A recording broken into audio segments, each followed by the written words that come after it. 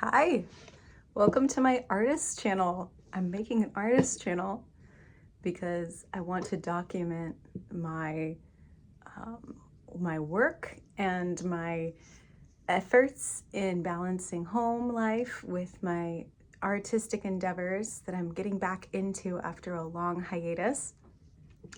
And I'd love to share some of my story in hopes that I could meet other people here on YouTube that maybe are on a similar path, or you just love stories about people. Maybe you're like me and you really love people and you get invested in people's progress. If you want to invest in someone, I'm asking you to invest in me because I sure could use the support and encouragement as I reclaim part of what was lost many years ago when I was in college. And I'd love to talk to you about that and bring you through my past experiences a little bit without going into too much detail, because I have been really blessed. And I did not believe that I would ever come back to music because I genuinely thought that it was an unsafe thing for me to do and that it would cost me my family and potentially my life because of my past experiences. So to be able to walk back into the music world and explore this area that I had once really identified by has been, like I said, a big blessing, a mark of God's grace on my life for sure. And to bring maybe some of you through the experience with me will be a great joy, because I trust that there's going to be awesome movements of the spirit and more breakthrough and stuff that will just glorify God. So thank you for being here, and a little bit about me. So growing up, I was really encouraged by my parents, put on display in front of family, singing little songs. I used to sing things like the Beach Boys' Under the Boardwalk and The Greatest Love of All by Whitney Houston. And every family gathering, there would be the expectation and anticipation of little Laura getting up to sing. And I'm half Puerto Rican, and half like Scottish and French. So I got to sing in front of my family members from very different walks of life, but I felt the love from both sides, the joy they found in me expressing myself as a young girl, and how the songs would move them, not just because of the songs having wonderful meaning. Well, I guess Under the Boardwalk. I don't know that one has a lot of depth of meaning. But I guess there's this balance of like, okay, this is a young girl, so this is entertaining that she'd be singing a song like Under the Boardwalk, but also deeply touching that she would sing a song about the next generation.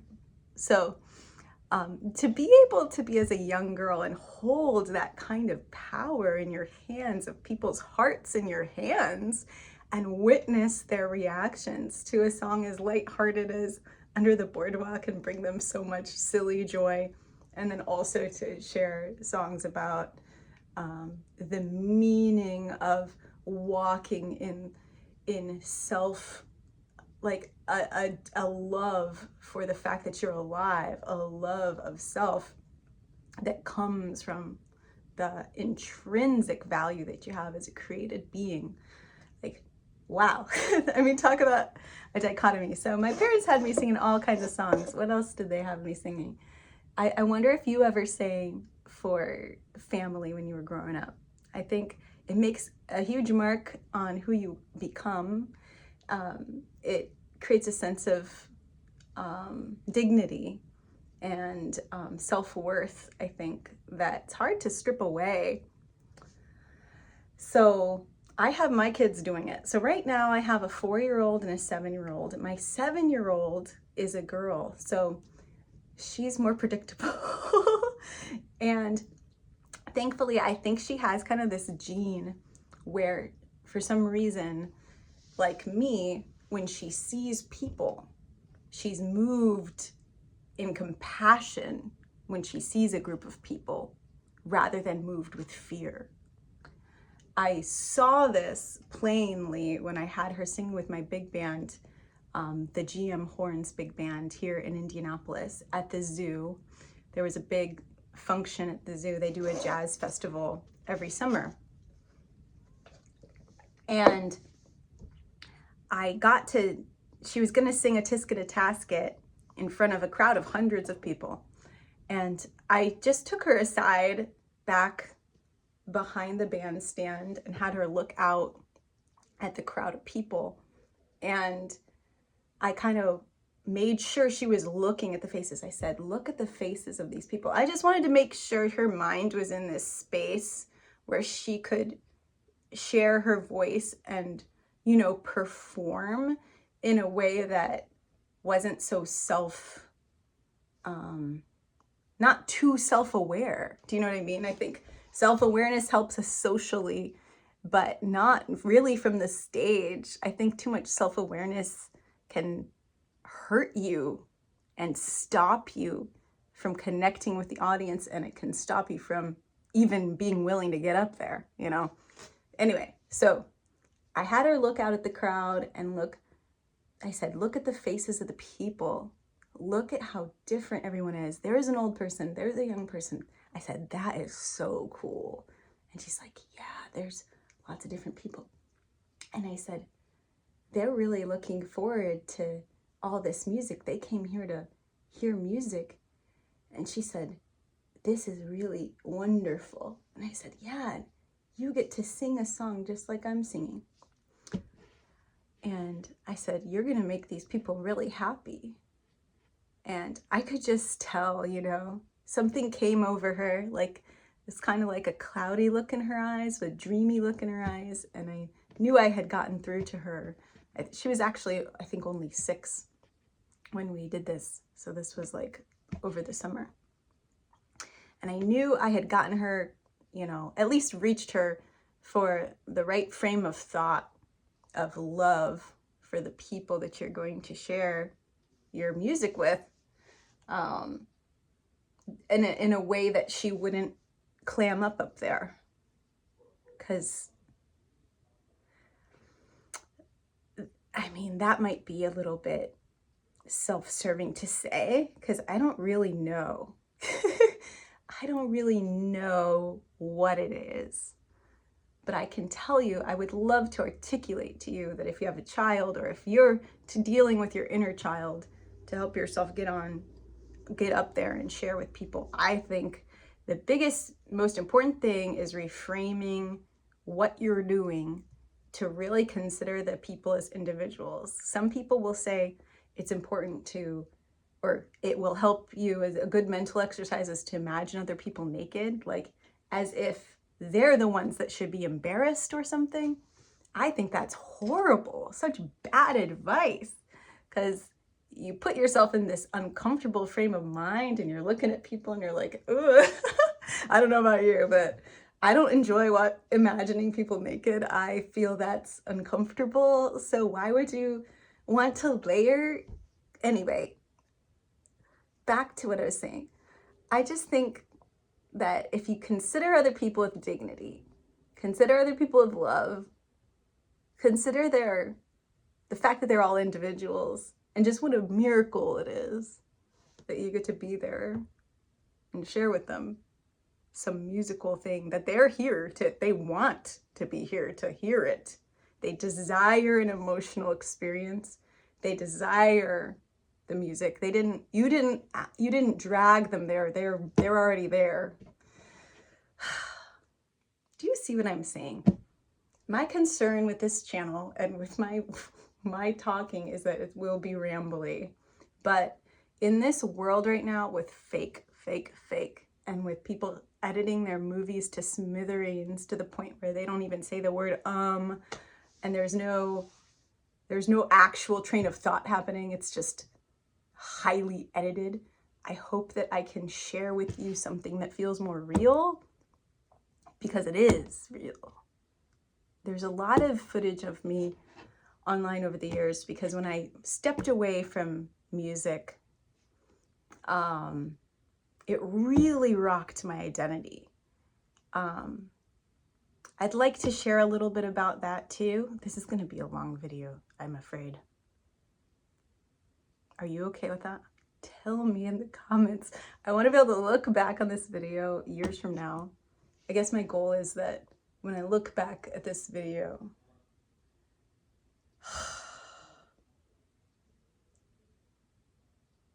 sorry, I just hope that when I look back on this video, I can be proud.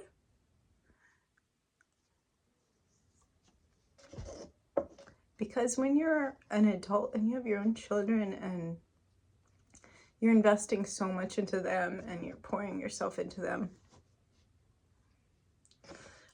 don't abandon your inner child. Don't abandon your inner child is my message, especially to mothers. Like, there's still nurturing of yourself to be done. There are still, you still have a part of you that needs nurturing. And when you're really focused on other people, and maybe you do have an awesome husband and stuff, everyone's focus kind of goes to the kids. And I think that's essential. It's really important. But you still need to maintain a hierarchy where you're able to lead by example in the things that you're teaching your children. And for me, one of those things I'm teaching that is extremely important to me is that your soul matters, your divine giftings matter, your artistic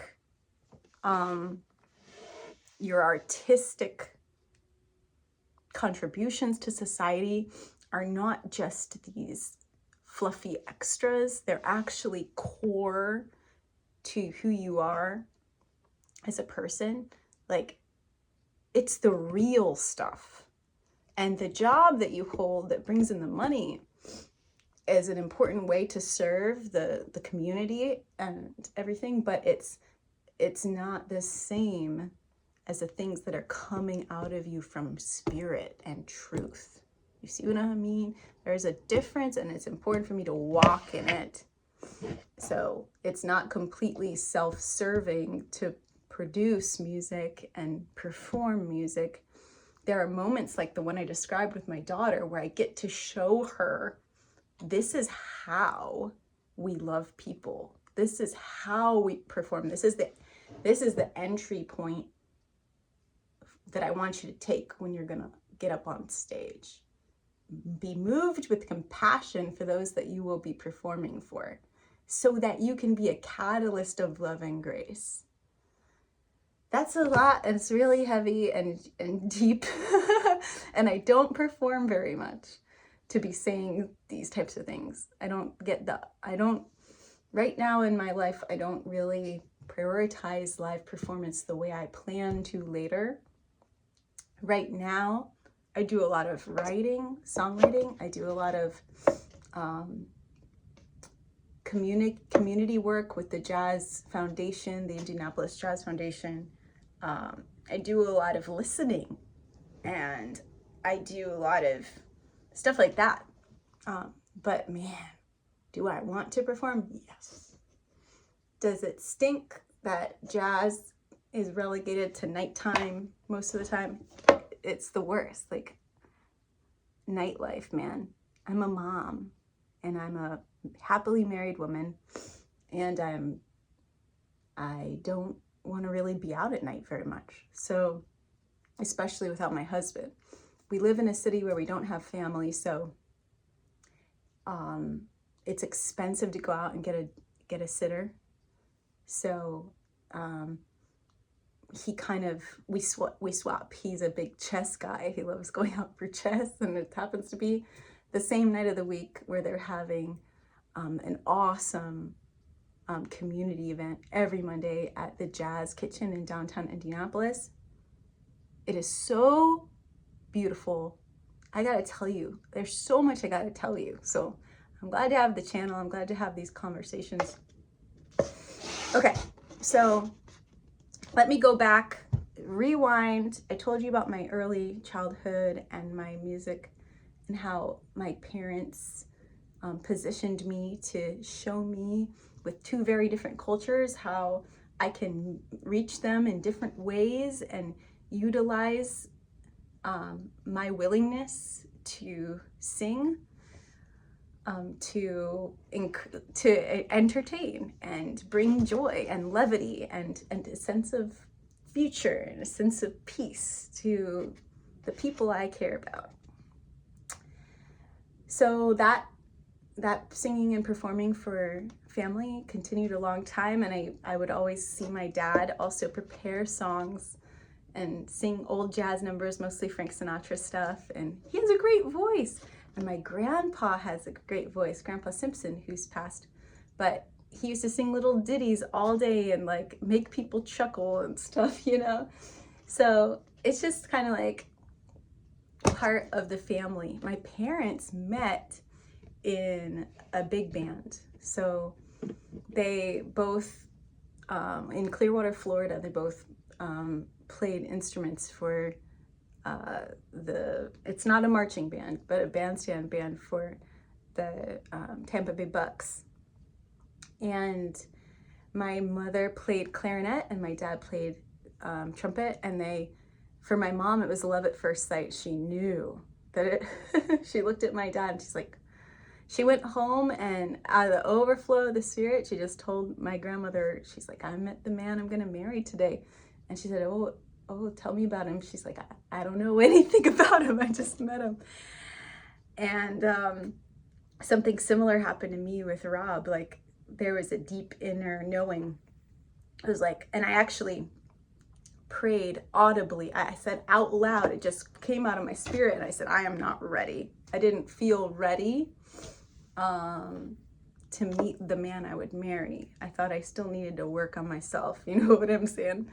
So I believe in love at first sight, and I believe in the spirit being able to acknowledge something that's, we as humans have to live on a timeline, right? But our souls are eternal. And so they know things that exist outside of time. Just like I know someday, Lord willing, I'll be able to watch back this video and it can reinvigorate me. And that's part of why I do it. I also know that people can have just an inner knowing about each other. Like, I could meet you in person and just feel like I knew you forever. And it's possible, you know? We can have an inner knowing. So my parents from very different cultures. My mom is Puerto Rican. Like I said, my dad is Scottish mixed with French. And both immigrants, you know, we live in a melting pot in the society in the United States. It's very unique. And my parents did face social pressure and prejudice with their mixed race relationship, but they broke through, they made the conscious choice, and they were both excellent musicians. I need to say this, it's really cool to me that when Ella Fitzgerald came through Clearwater, they were her backing band for her performance. So this was in late mid 80s, and I'm still trying to figure out which exact event it was, because a lot of them, they changed names and stuff like that. And I've spoken to two. I've spoken to the Suncoast Jazz Festival and the Clearwater Jazz Festival, and it feels like a lot of the people who were involved in the organization of these events have since passed or moved on or are hard to reach at this time. So I'm trying to piece this together. If I can find footage of my parents performing with Ella Fitzgerald, my life will forever change. Okay, so please, if you know anything about these things, whew, calm it down, calm it down. Where's my fan? I need to get my props. If this is gonna be my place that I'm going to like talk to you about music, then I need my props. Okay, so let me just show you my setup here. This is where I get ready for shows, and I'm still working on it, but okay. So this is my mirror. Hello. And then I've got jewels. So I've been organizing them, you see. But I've got this with my fancy earrings. These are from my mother-in-law mostly. And then my Southwestern gear. Man, I love this desert Southwest. That's where both my children were born. And then, man, do I have necklaces and bracelets. I got some jewels, my friends. Are they real? No. It's like tons of costume jewelry, but that's okay. And like precious stones, you know. So that's good, you know. That's what I like right now. And then this is actually a guest room. It's kind of nice. Let me show you. Like, praise God. Oh yeah, so this is what I've always liked having one of these because my hair is so big. I have big hair, so I like to dry my hair with a standing dryer while I do my makeup for gigs. And then over there are dresses and tops. So I've got a collection of stuff, and these dresses, man, can I tell you how old I am? Will you judge me? Let's just say I'm in my 30s. Okay, so I've got dresses that I've collected over the years. I mean, I've got prom dresses in here. I've got things I've held on to like for centuries. It feels like centuries. Okay, so that's my tiny tour. And then over here, oh, this is kind of cool. I set this up. This is a sewing table, by the way, sewing bench. And then in here, this is where you're supposed to put your stuff for sewing. You know, like your bobbins and other things. But I have my heat tools for my hair. So this is a curling iron, just in case I need more curls. And then this is a straightening iron. It's actually really good. Am I an influencer now? I'll link this below. This straightens my hair like so fast. It's like an amazing invention. So I have things to make my hair straighter and things to make my hair curlier. That's what's in there. And then, guys, I have fake eyelashes, which I barely use. I put them on the very edge. Now you know my secrets. Tools of the trade. I hope you liked my tiny tour. Okay, so what were we talking about? We were talking about my parents. We were talking about their journey. I talked to you about love at first sight, the power of the spirit. I mean, I'm telling you a lot. It's been 20 minutes of me jabbering on. I want to know in the comments if you believe in love at first sight. Do you believe it? I also believe that there's this Beatles song. How does it go? Oh man. It's like, there are places I remember all my life. No, there's this one with the lyric that's like, I can't say I didn't love before because that would be wrong. Man, what I'm saying is that love is love. Love is, I don't mean that in a politically charged way. Guys, what I mean is that like, there's a kind of love that's like agape love, like God's love. And I believe you can have that for multiple people. I believe there's a romantic love that is to be used for one person, romantic love. So my relationship with my husband, Rob, we have clear boundaries. And this is part of what makes being a musician and a woman in the space kind of a beautiful and important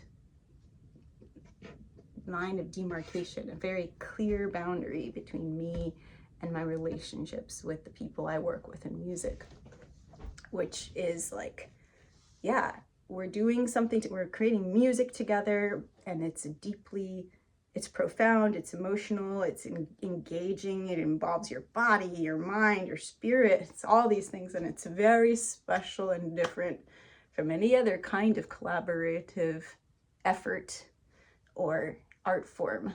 And it's the act of creation. And so I have been trying to find out how to honor my marriage, and this is sounding weird, guys. I don't know how do I put it? Like, it's interesting to be a married woman in this space where you're creating things. Like, I created human beings with Rob. Like, I decided this is the man I want to replicate his DNA. I love him so much, you know? Like, there's only gonna be one. There's only gonna be one. He's the one. Okay. And then, can I make music with Rob? We're working on it, you know? The act of creation for us right now is we're creating a family.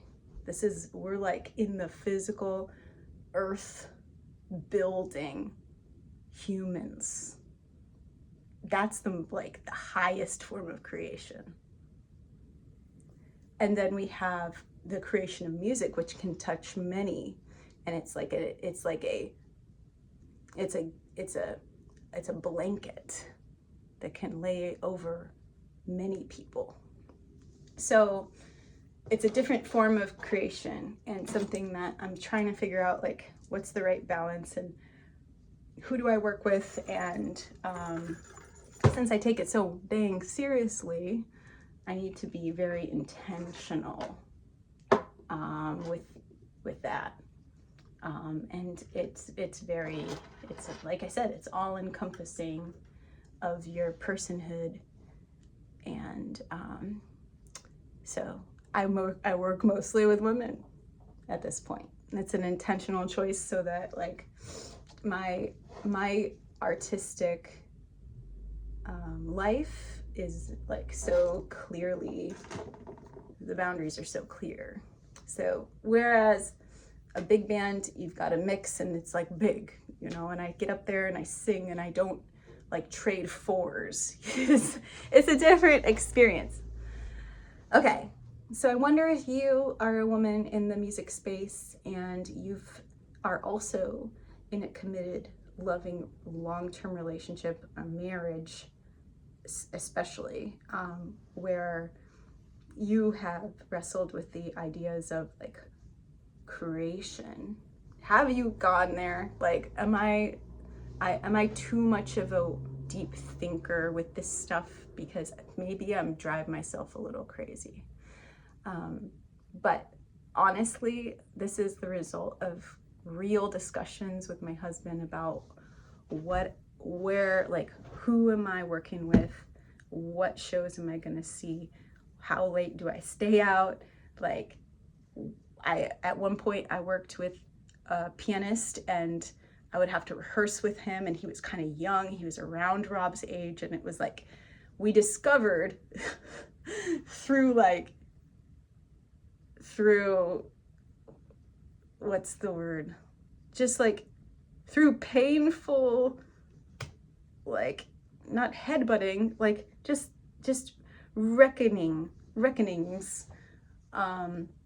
that there are certain kinds of collaborations that aren't a good fit for me at this stage of my life and this stage of my career and this my relationships. So I'm very careful about who I work with and their age and their like angle, and you know, whether they truly respect me as a fellow musician or how they see me. Like, do they see me as a stand up there fancy lady and then get off the stage and let me do my real work? You know what I mean?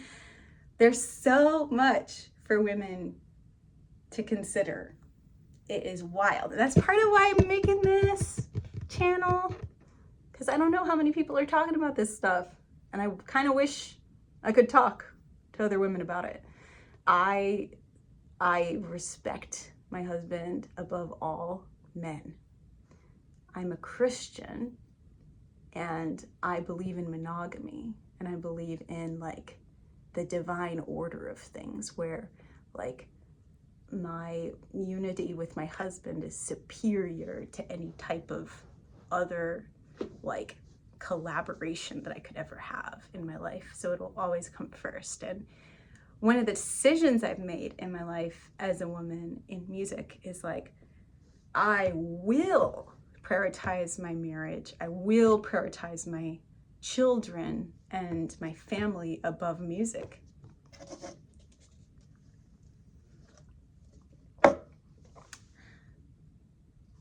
So if some promoter is watching this and they're like, oh no, she's a family girl, she won't be able to go on tour. It's like, if that's what you think about family, then yeah, we're not a fit. But for me, I've seen families go all over the world together. And I love that. My own uncle, my own aunt and uncle are like world schoolers, they call them. So they go all over the world in the summer times and go from country to country, and the learning is amazing, and they're in like special groups, and there's homeschooling, and so cool, man. And Rob and I, as a couple, lived in Guatemala for a year, so working remotely, working out of the country, not speaking English as our primary language while we were there. We were speaking primarily Spanish, like with people other than our, I love travel, and I want to expose my children to other cultures. It's like actually really important to me. So I look forward to seeing how music will be kind of a pathway for those things. And yeah. Okay, so before we part ways, just so that I can get it out of the way, because I don't want to tell this story more than once. Okay, so I was about to go into my story of how I kind of got derailed from music, and I think it's best saved for another video, even though I really want to get it out of the way. I'd really love to make this first video just about the joy of being able to share music with you, with the world, with my children, and seeing them share it with the world. So I want to go back to that moment when Ava, my daughter, was connecting with the audience. And what makes this so profound for me is that in both instances with both children, I did suffer from postpartum depression that hit me at around when they were 6 months old. And the first time was really rough because it was during COVID. And the second time was not as bad because at least I knew the outline of the animal I was dealing with. And having the mindset of not wanting to go on any medications and stuff like that, the fight to get my mind back and was very challenging. And as someone who has already had a history of depression, which I think it's almost like part, I think, of being an artist, as someone who feels very deeply, like it's almost like part of the territory from what I hear. I've learned since these experiences how to manage the depression with like exercise and diet and sleep and like the basics, sunlight. Anyway, thank God I'm not in that anymore. But do you understand like how incredibly beautiful it is to see your own child perform and move people? Like there's it's like a peak experience. There's nothing like it. And this is, I think, part of why my parents put me in front of audiences. And like, ultimately though, what is the experience for your child? What are they experiencing? Because it's okay, like, it's wonderful that I would feel great, but I don't want to be the kind of parent that lords over my children and says, this is what you're going to do and you have to do it because it makes me feel good. No way. But when my daughter sang, I have video footage of her singing. I don't know. I'm not going to edit this to put it in. Maybe I will. I don't know. But she loved every second of it, you know? And at the end, I said, what did you think, Ava? She's like, it was a little bit hard because I couldn't stop smiling. It was a little bit hard because I couldn't stop smiling. Come on. Does it get any better than that? I've performed in front of thousands of people if you add it all up. That sounds fancy, but it's like, if you add it all up. And I've witnessed the power of music to touch people and draw tears, you know, and make them dance and make them clap their hands, and like these amazing experiences. But I'm telling you that seeing my daughter perform and seeing her find joy and fulfillment in it is better than any time I've ever sang, any time I've ever performed. That feeling was a better experience. So I'm still working on, like, what is my show? What is my craft? What am I bringing to the table? I think it's really important to develop the inner child in me and bring forward my art. And I know a lot of the reason why my daughter was able to do that performance that day was because she's seen me do it so many times. It seems natural to her because this is just what we do in this family, you know. But I am telling you that my daughter is watching me and how I walk out what it's like to be an adult performing, and like, are children a liability or are they an asset? I'm telling you that children are an asset. They are like arrows in your quiver. They are beautiful. Family is gorgeous. Don't buy into the lie that you can't have music in your life if you have a family. There are many musical families and many committed married relationships in the music world. And yes, it's a challenge, but a lot of the reason it's a challenge is because there are people that think they can have it both ways. Like, what I mean by that is, I think that our society in general no longer values monogamy like it used to.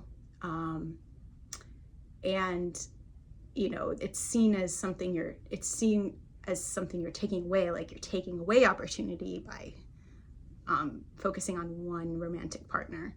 Like, no, you're going deeper with one. It's like one note samba. Play the note you know. If you want the whole show, anyone who wants the whole show, re mi fa sol la ti do, they will find themselves with no show. Better play the note you know. That's my philosophy toward marriage, spoken in musical terms. One note samba. Okay, wow. This is gonna prove to be a unique channel if I keep up on it, and the only way to keep up on it is to hear from you. You comment, so I know that this is like not just me talking to the screen, but like to you. That is what makes it valuable to me. So please, if you watched even a little section of this, let me know what touched you, what maybe was provoking new thoughts in you, what harsh judgments do you have of me?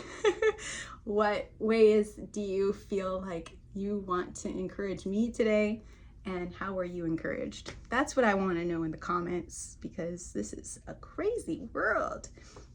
And I think, like I said at the beginning, We need to nurture our inner child. So if there's one comment, if there's one thing I'd like to hear from you, I'd like to know, like, what is your art form? What are you doing now to nurture your inner child? How are you being a good mom or a good dad to yourself? Because I'd love to hear that stuff. Okay, there's so much love in my heart for the people of this world and for you. So thank you for watching, and I appreciate your time, and I hope to see you again soon. This is Laura Gabriele signing off. Bye.